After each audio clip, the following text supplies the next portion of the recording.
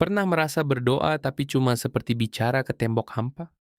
Jangan-jangan selama ini Anda terjebak Kristen autopilot beragama, tapi tak pernah bersentuhan dengan Tuhan. Kita misalnya berdoa 10 menit, yang ada cuma lelah, capek, yang ada kita bosan dan jenuh. Kita nyanyi, kita menyembah, sepi-sepi saja. 30 menit masih sepi-sepi saja. Seakan-akan Allah itu tidak ada. 1 jam bahkan, sepi-sepi saja. Lalu besoknya sudah tidak dilakukannya lagi. Mengapa kita tidak belajar mempercayai Allah itu hidup? Tentu pengalaman seperti itu juga saya alami, saudara. Tapi oleh anugerah Tuhan saya dibawa kepada keadaan-keadaan yang sulit dan berbagai faktor lain. Saya tetap menginvestasikan waktu saya untuk duduk diam di kaki Tuhan. Dan saya menemukan satu hal, bahwa Allah patut dipercayai seperti itu. Allah patut dipercayai seperti itu. Walaupun Allah seakan-akan tidak ada, tetapi dia patut dipercayai seperti itu. Dia patut dipercayai seperti itu. Yesus berkata, berbahagialah orang yang percaya walau tidak melihat. Maksudnya, saudaraku, kita bukan atau tidak harus melihat dulu baru percaya. Kita harus percaya walau tidak melihat. Dan dia layak untuk dipercayai seperti itu. Saudara harus ingat hal ini. Dia layak dipercayai seperti ini.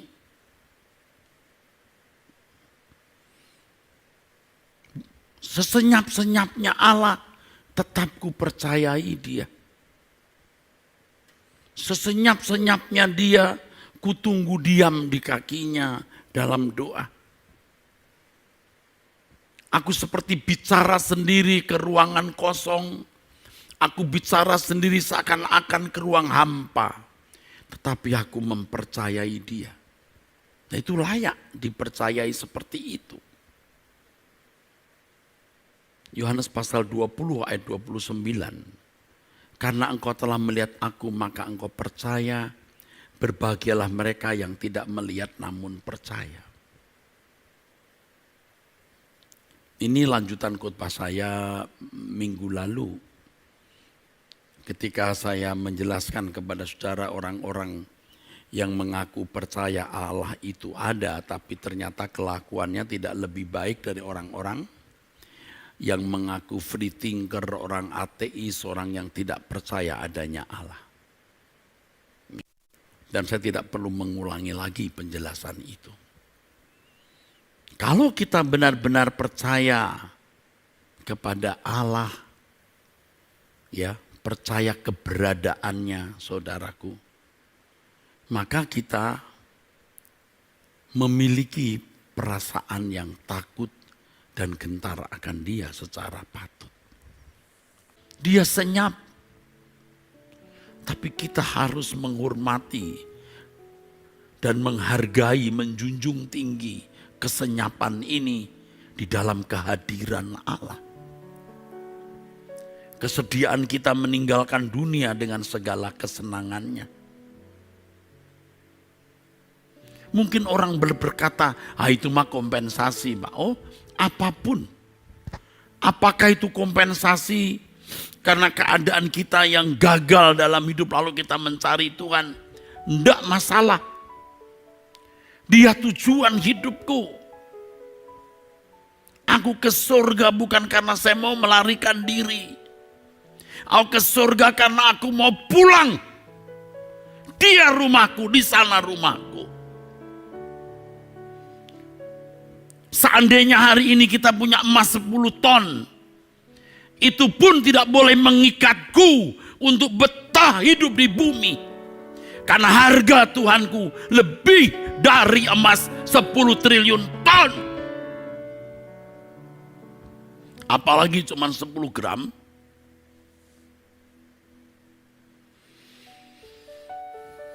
Kalau kita percaya Allah itu ada, maka di mata kita dia satu-satunya yang bernilai dan berharga. Hanya Allah yang berharga.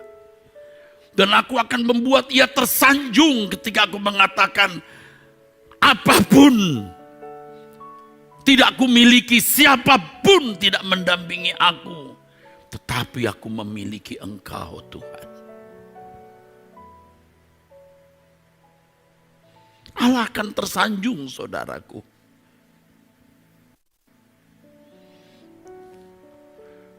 Bagaimana kita bisa mengatakan, Tuhan, kusanjung akan Engkau, kuhormati. Seperti yang dulu sering kita nyanyikan, kusanjung akan Engkau, kuhormati akan Engkau. Maksudnya apa? Sanjungan macam apa yang kita lakukan yang membuat Tuhan tersanjung? Kusanjung Engkau Tuhan. Tuhan bisa berkata, aku tidak merasa tersanjung. Aku mengasihimu Tuhan. Aku tidak merasa getar kasih-Mu. Coba kalau kita bisa memiliki perasaan cinta yang dalam kepada Tuhan. Getar cinta itu, maaf, mungkin ini lebay, tapi saya mau gunakan kalimat ini. Kita menggetarkan hadirat Bapa. Lalu Bapa bisa berkata kepada makhluk surgawi, lihat anak satu itu, dia menggetarkan hadiratku ini. Apa saudara tidak ingin begitu?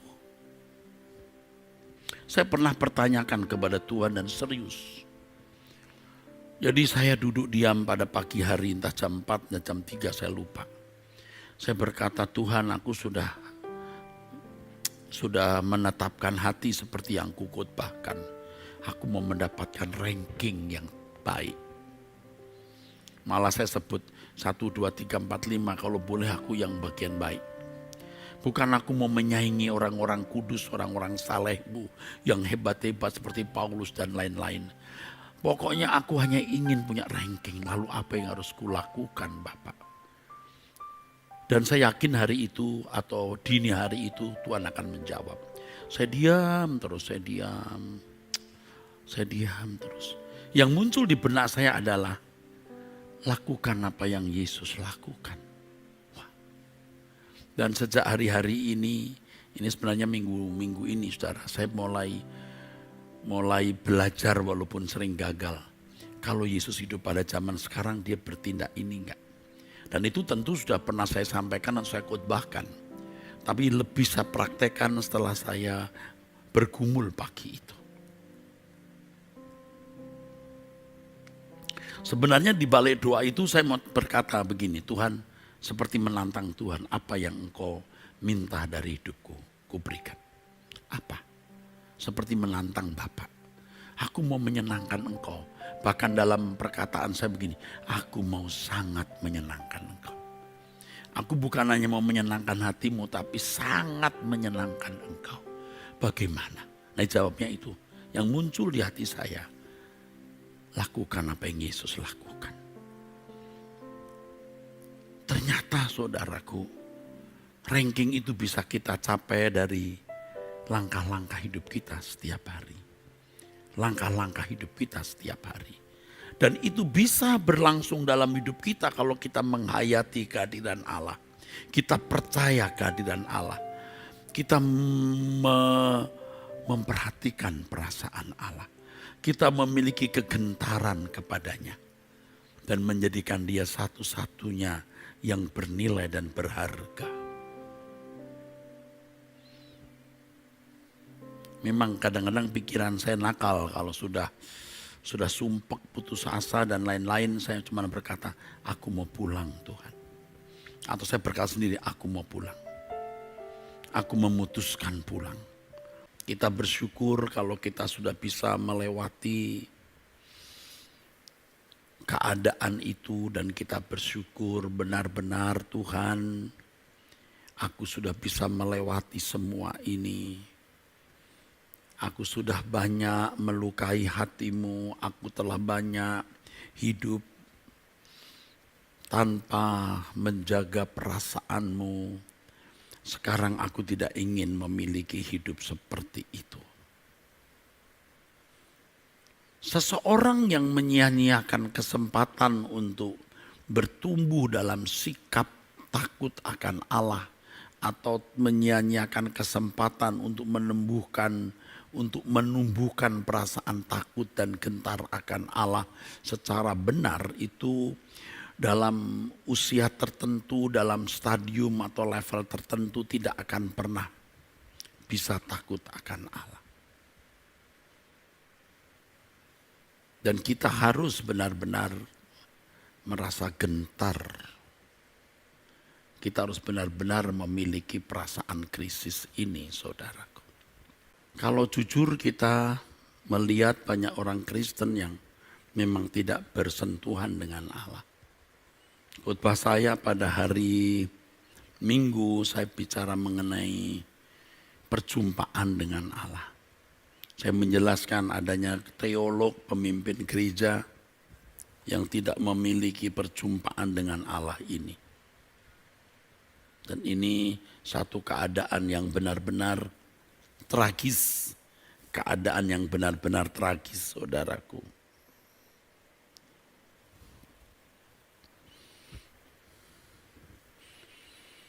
Saya kalau boleh ngomong jujur, ya memang harus jujur ya.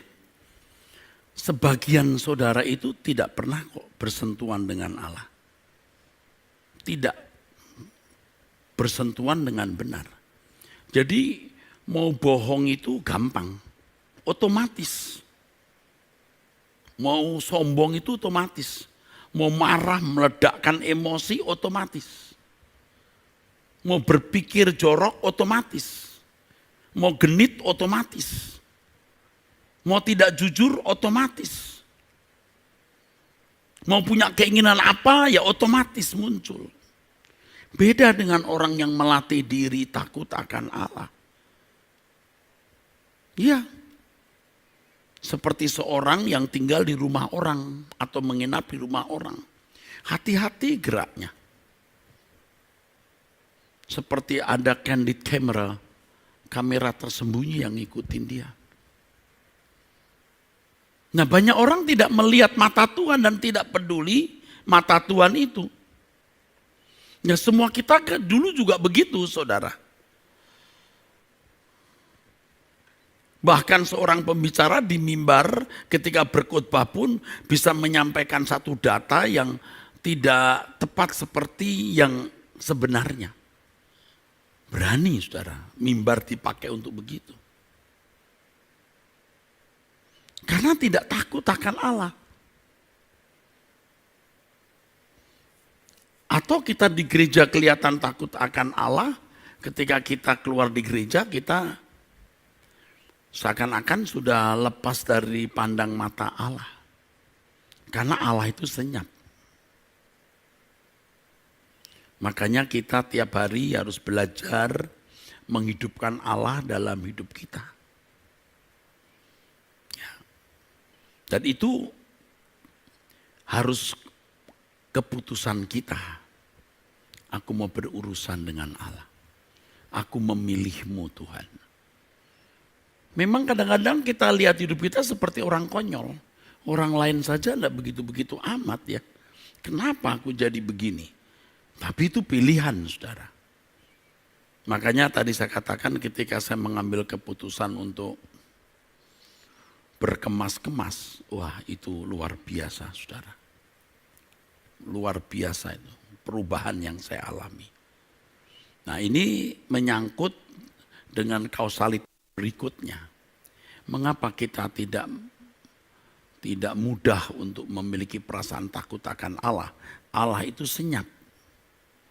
Yang kedua, kita masih terikat. Kita tidak mau kehilangan dunia ini. Saudara harus belajar rajin, belajar giat, bisnis giat, memaksimalkan potensi, harus. Itu bagian dari tanggung jawab. Yang nanti di kerajaan surga kita akan lanjutkan aktivitas kerja itu. Ya, nanti kalau saya sudah membahas mengenai dinamika di dalam kerajaan surga, saya akan membahas mengenai kehidupan bermasyarakat di langit baru, bumi baru. Kerja itu hakikat manusia yang tidak akan pernah lenyap. Saya tidak bisa menjelaskan dalam waktu singkat seperti ini. Nanti malah salah, saudara.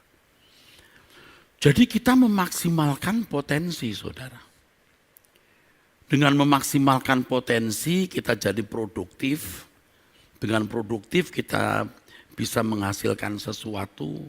Dengan menghasilkan sesuatu kita mempersembahkan yang kita hasilkan ini untuk Tuhan. Sebagai bukti kecintaan kita kepada Tuhan. Dulu waktu saya masih kecil, saudara, saya masih ingat guru sekolah minggu saya cerita. Karena dari kecil saya Kristen dan kakak saya juga guru sekolah minggu. Jadi kalau hari Minggu itu dipaksa ke gereja, setengah dipaksa. Ya kami jadi pinter-pinter kalau cerdas tangkas Alkitab itu bukan mengada-ada, saudara. Memang kami sering jadi juara. Kami sering jadi juara. Karena tidak pernah absen sekolah minggu. Kalau cerdas tangkas atau cerdas cermat, ya Alkitab, wah, siapa anak Daud? Wah, kita langsung berkata, siapa bapaknya Daud? Wah, langsung kita tahu, saudaraku ya. Coba sebutkan ukuran Bahtera Nuh, wah langsung.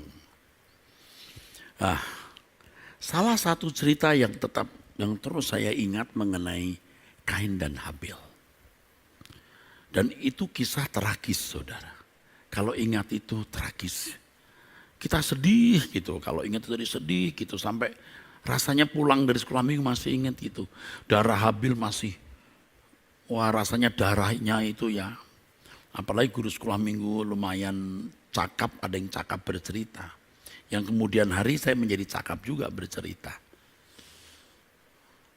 Bagaimana Hawa membangunkan anaknya, Habil, kenapa tidur di sini sayang? Ayo pulang. Kenapa kamu tidur di sini, di tanah lalu? Kok ada darah? Ini darah. Dan itu pertama kali ada kematian.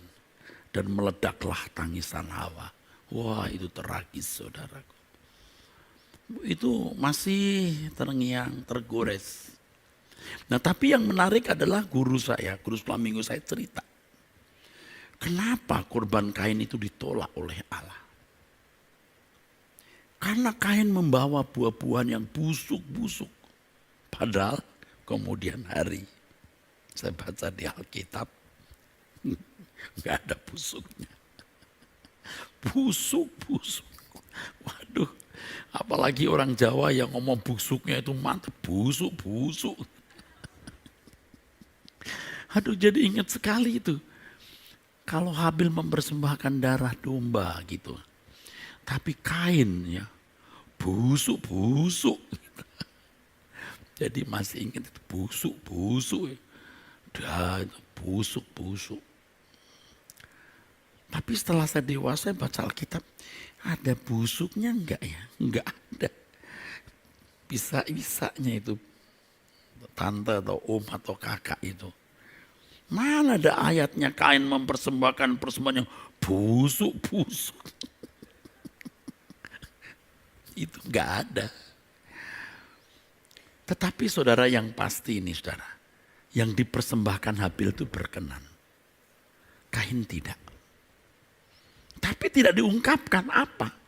Biasanya pembicara yang saya dengar, karena Kain bisa Adam, Hawa mengajarkan persembahan itu darah. Darah. Tapi di Alkitab kita juga tidak membaca bahwa Habil, Kain dipanggil Adam dan Hawa, lalu Adam dan Hawa mengajarkan, nah nanti kalau memberikan korban kepada Allah harus darah ya, tidak boleh buah durian, buah yang busuk-busuk. Tidak ada juga. Tapi intinya begini, persembahan Kain, Habil kata Alkitab berkenan, Kain tidak. Ini kan soal perasaan Allah. Nah, Anda bisa menangkap nggak bagaimana Kain tidak memperdulikan perasaan Allah? Dia tidak serius untuk melihat Tuhan berkenan tidak. Nah, orang yang takut akan Allah itu memperhitungkan hal ini, memperkarakan hal ini, melihat perasaan Allah. Nah, kita saja ya saudara, kalau jadi bawahan atau jadi waktu itu mahasiswa atau jadi anak buah, kita berbuat sesuatu lalu kita lihat mukanya pimpinan kita, kira-kira seneng enggak ya, puas enggak ya. Wah, dari mukanya dia enggak happy ini. Kita mencoba untuk tahu loh.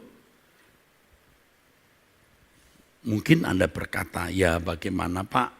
Kita mau tahu Tuhan tidak kelihatan, kita mau tahu. Itu indahnya saudaraku.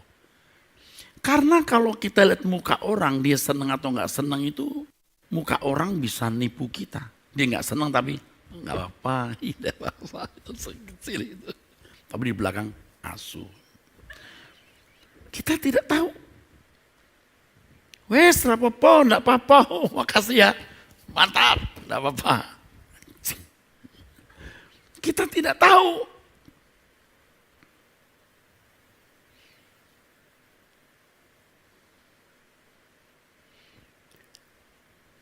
Tuhan tidak kita lihat wajahnya. Tapi hatinya mesti kita rasa. Sebab kalau Alkitab mengajar kepada kita, selidiki aku ya Tuhan. Maksudnya apa? Apakah jalanku serong? Maksudnya apa?